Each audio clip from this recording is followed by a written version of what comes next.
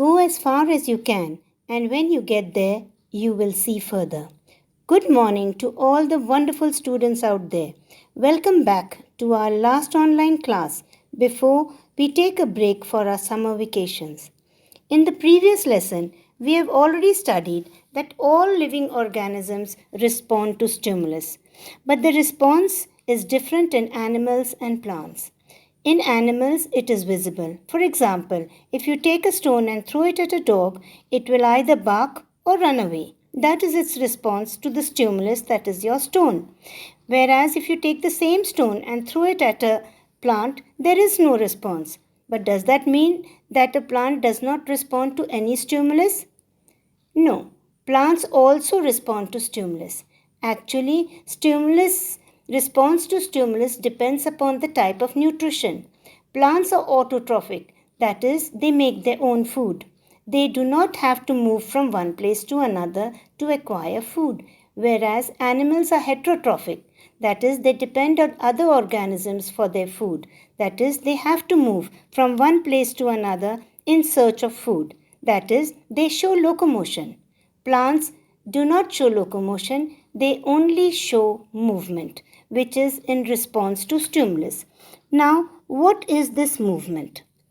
Movement is a change in position of a part or parts of a plant in response to certain external stimulus. Plant movements can broadly be divided under two categories.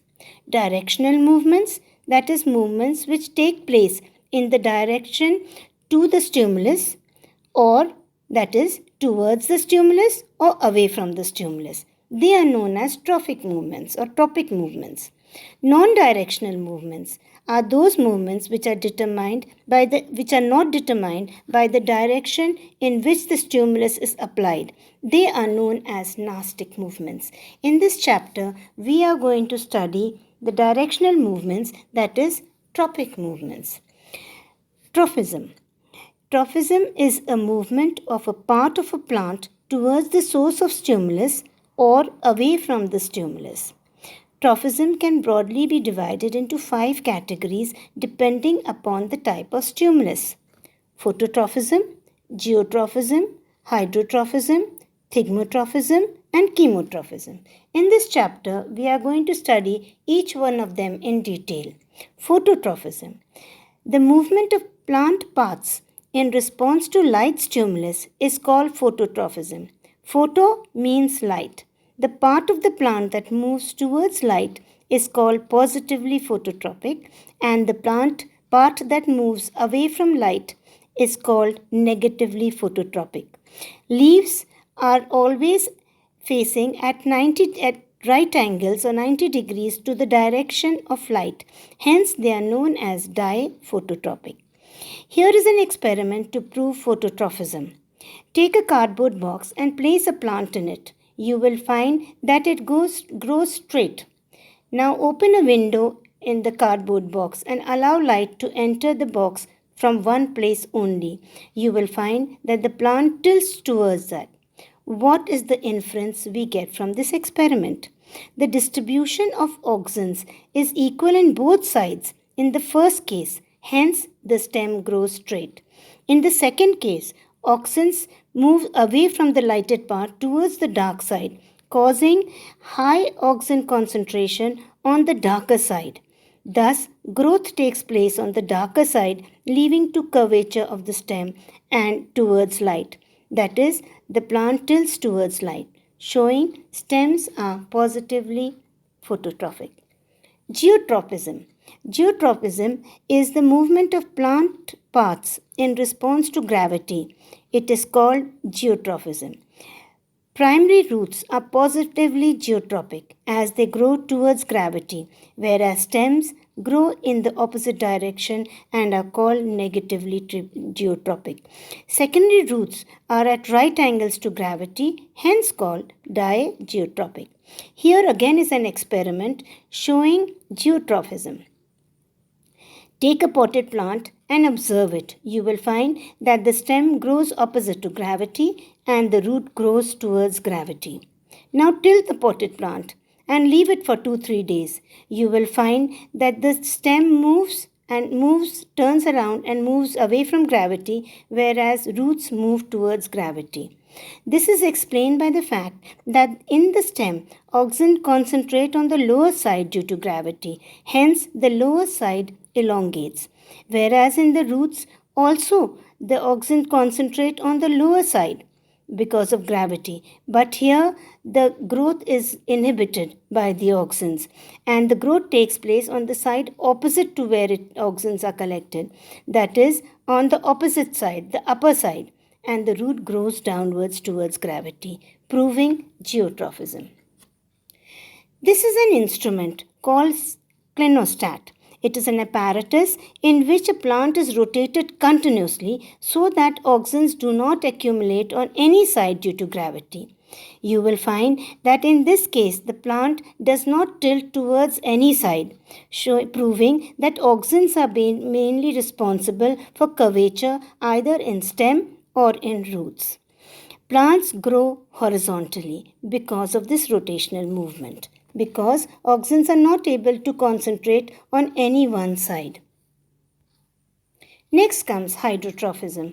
Hydrotrophism, it is the movement of plant parts in response to water. In this apparatus, you will see that there is a plant which is not being watered directly. There is some water kept a little away from the plant. Leave this apparatus for a few days. You will find that the roots start growing in the direction of the water. This proves that roots are positively hydrotrophic. Experiment to demonstrate hydrotrophism and also to prove that hydrotrophic movements are stronger than geotrophic movements. Here is a wire netted basket as seen in the figure. Keep some sawdust in it and place bean seeds, germinating bean seeds in it. Leave it for a day or two. You will find that the roots come out of the wire mesh and go downwards. Leave this arrangement for a few more days. You will find that the roots will turn around and go back into the basket. What is the inference of this experiment? The movement of roots out of the basket show positive geotrophism, and the re-entering of the roots into the moist sawdust show hydrotrophism. Hydrotrophic movements are stronger than geotrophic movements. This is what the experiment also goes to prove. Thigmotrophism. Thigmotrophism is the growth movement made by plants in response to contact with a solid object. This is usually seen in weak-stemmed plants which have tendrils and twiners. The increase in length or curvature movements are on the side opposite to the stimulus. Whenever the tendrils come in contact with a solid body, it forms a curvature movement to hold the object, then tightens the hold, thus helping the plant to climb higher and stay erect. Chemotrophism. Chemotrophism is tropic movements in response to chemicals. Example of this is growth of pollen tube through the style towards the embryo is because of chemicals. Also, movement of pollen tubes towards the ovary. This is also an example of chemotropism. Insectivorous plants also show chemotropic movements. With this, we complete this chapter on chemical coordination in plants. Students, this is my advice to you to eat nutritious food, sleep well, study hard, stay safe from corona infection, follow anti-COVID-19 norms. We will also be sending you an assignment to be completed during the summer vacation. Also, a project will be sent to you which you will have to prepare for your class 10 boards. Thank you. Stay happy and enjoy yourselves.